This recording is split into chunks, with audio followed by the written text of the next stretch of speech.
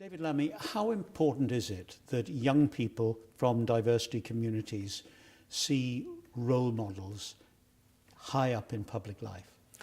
I think it's hugely important that all young people across the country feel they have a stake in what makes Britain great and feel they have a stake in the institutions of power and in public life, whether it's in broadcasting at the BBC, whether it's in the House of Commons as a Member of Parliament, or indeed as a member of the Cabinet in the government.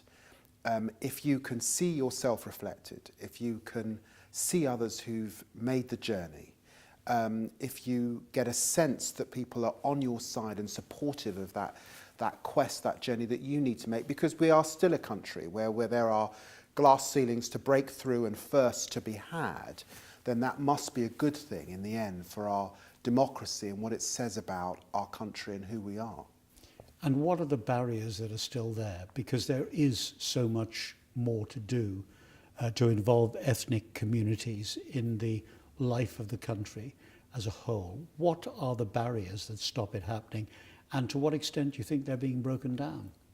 Well, I think the first thing to say, in old European countries like Great Britain, there are still, of course, class barriers.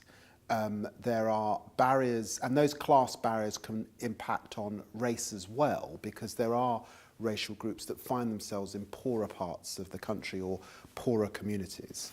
I think it's also the case that we as individuals, if you come from the sort of background where this has not been expected, I certainly was. No one expected me to become a member of Parliament. Were you surprised when you did? I was very. Look, the first time I came to the House of Commons was the first time I came to the House of Commons to take my seat. I don't think I'd ever even got out of Westminster Station. So there are sometimes self-imposed limits, aren't there? Also, that you've got to overcome, a sense that I can't possibly do that. No one else has done it, and I won't fit in. That's a big thing in your. I won't fit in. So look, I think that you need encouragement, you need support, you need mentoring, you need people who reach out. I was very lucky. There were people in public life that looked out for me and encouraged me and supported me. Because it's hard to do on your own, those exceptional characters that sort of, and I don't even believe this, even great individuals like Margaret Thatcher as a first woman, she didn't do it on her own. There are supporters, so you always need support to break through those glass ceilings. But it's got to be inside yourself to want to do it as well, and to be prepared to fight against any of the obstacles that are out there. You can't let stereotypes get you down. In my own life journey, I was one of the first black cathedral choristers in Britain at Peterborough Cathedral.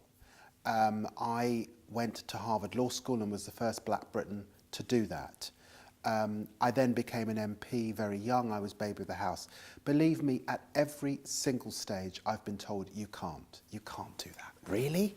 You can't do that. So you do have to have a certain kind of tenacity and a degree of persuasion to persuade others that actually you can do it. But I didn't do any of this on my own.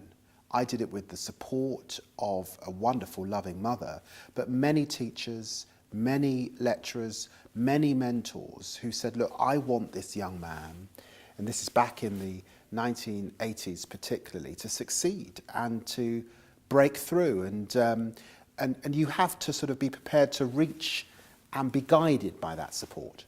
Do you think that Patchwork is a kind of mother or father to ethnic communities across the country? Well, look, I'm so grateful to Patchwork because there's now an army of young people across the country from ethnic minority backgrounds who meet me in the street, who email, who seem inspired by the stories that they tell. I remember an era where and this was not, you didn't have social media, you didn't have the internet. The means to sort of convey a possibility was much harder. Now you can do that, and Patchwork have taken up that mantle, and I think are inspiring a generation. So, these are tough political times, but in so many ways, the future is brighter than you might expect because of the work of organisations like Patchwork. And given what Patchwork has achieved, is it now up to the patchworkers to take that message deeper into the community? How difficult do you think that will be? Well, look, I do think very sadly, in this last short while, we've seen a rise in hate crime, and we're seeing right across the world real challenges for the coming together, the multiculturalism that we need and want to have. And so this is a time to redouble your efforts. It's a time to be persuasive, to get alongside people different to yourself, and that includes ethnic minority communities, not to retreat into your silo, to be out there, to be engaged, to stand up for humanity and what is right, and to be engaged in the dialogue and the discussion that in the end is what advances the cause of mankind and humankind, that we have far more in common. We talk about ethnic race, but there is only actually one race, it's the human race, and we have so much more in common than we do that sort of divides us and our differences. David Lammy, thanks very much. Thank you.